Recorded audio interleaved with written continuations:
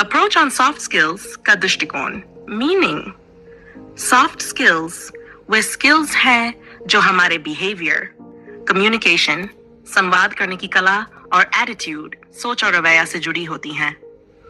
इनका सीधा संबंध हमारे पर्सनालिटी डेवलपमेंट, व्यक्तित्व विकास से होता है। उदाहरण, अच्छे से बोलना, समय पर काम करना, टीम में मिलजुल कर काम करना, अपने सीनियर और जूनियर के साथ सही व्यवहार करना।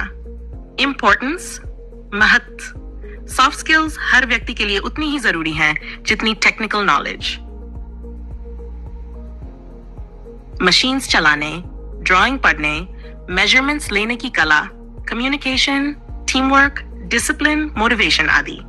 अगर आपके पास टेक्निकल नॉलेज है पर व्यवहार ठीक नहीं है तो आपको वर्क प्लेस पर आगे बढ़ने में दिक्कत होगी। इसलिए दोनों का बैलेंस जरूरी है। 3. Main areas of soft skills. Communication skills, बात करने की कला, साफ और विनम्र भाषा में बात करना, लिसनिंग, उतना ही जरूरी है जितना बोलना। टीम में काम करना, दूसरों के साथ सहयोग करना, हर किसी के विचारों का सम्मान करना। पॉजिटिव एटीट्यूड, हर परिस्थिति में मैं कर सकता हूं वाली सोच रखना।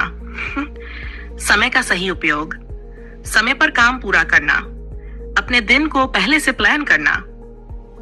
अडेप्टेबिलिटी, परिस्थिति के अनुसार हलने की क्षमता, नई मशीन, नया सॉफ्टवेयर या नया तरीका सीखने के लिए तैयार रहना। प्रॉब्लम सॉल्विंग, समस्या हल करने की क्षमता, किसी भी इश्यू को शांत और लॉजिकल तरीके से हल करना।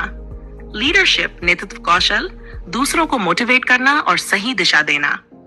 4. अप्रोच, दृष्टिकोण या अपनाने का तरीका। सॉफ्ट स्किल्स को डेवलप करने के लिए ये अप्रोच अपनाएं। सेल्फ अवेयरनेस, स्वयं को जानें, अपनी स्ट्रेंथ्स और वीकनेसेस पहचानें। 2. लर्न एवरी डे, हर दिन कुछ नया सीखें। कम्युनिकेशन प्रैक्टिस करें, पब्लिक स्पीकिंग या ग्रुप डिस्कशन में हिस्सा लें। ऑब्जर्व एंड इमिटेट, देखें और सीखें, अपने सीनियर्स या अच्छे कम्युनिकेटर्स को ऑब्जर्व करें। सोर, फीडबैक लें, दूसरों से पूछें कि आपके व्यवहार या कम्युनिकेशन में क्या सुधार चाहिए।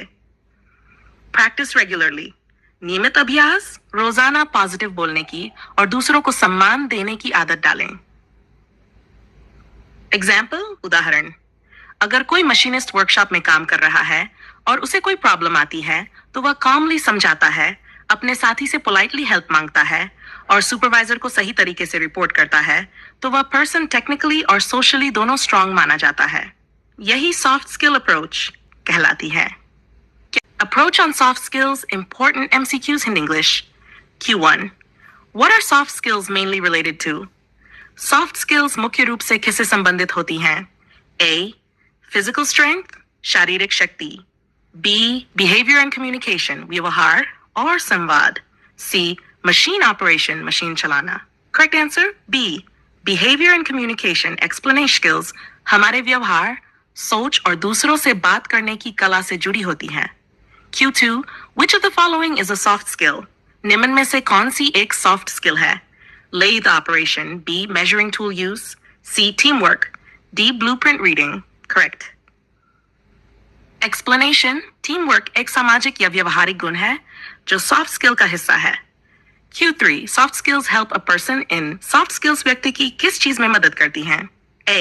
Increasing salary, B. Improving behavior and personality, C. Increasing machine speed, D. Reducing workload. Correct answer B. Improving behavior and personality. Explanation, soft skills से व्यक्ति का व्यवहार और व्यक्तित्व बेहतर होता है। Q4. Which of the following is not a soft skill? निम्नलिखित में से कौन सी सॉफ्ट स्किल नहीं है? A. Communication, B. Punctuality, C. CNC programming, D. Leadership. Correct answer C. CNC programming. CNC programming एक टेक्निकल स्किल है न कि soft skill. Q5. What is the first step in developing soft skills? Soft skills को विकसित करने का पहला कदम क्या है? Ignoring mistakes, B. Self-awareness, C. Arguing with others, D. Avoiding teamwork. Correct answer B. Self-awareness. Explanation, खुद की strengths और weaknesses पहचानना सॉफ्ट स्किल डेवलपमेंट की पहली सीढ़ी है। Q6. Time management means, time management का मतलब क्या है? A. Wasting time, doing work without planning, C. Using time properly, D. Leaving work for later. Correct answer C. Using time properly. Explanation, समय का सही और उपयोगी तरीके से इस्तेमाल करना टाइम मैनेजमेंट कहलाता है। Q7, positive attitude means. Positive attitude का अर्थ क्या है? A, finding faults in others. B, always thinking negatively. C, always thinking I can do it. D, avoiding hard work. Correct answer? C, always thinking I can do it. Explanation.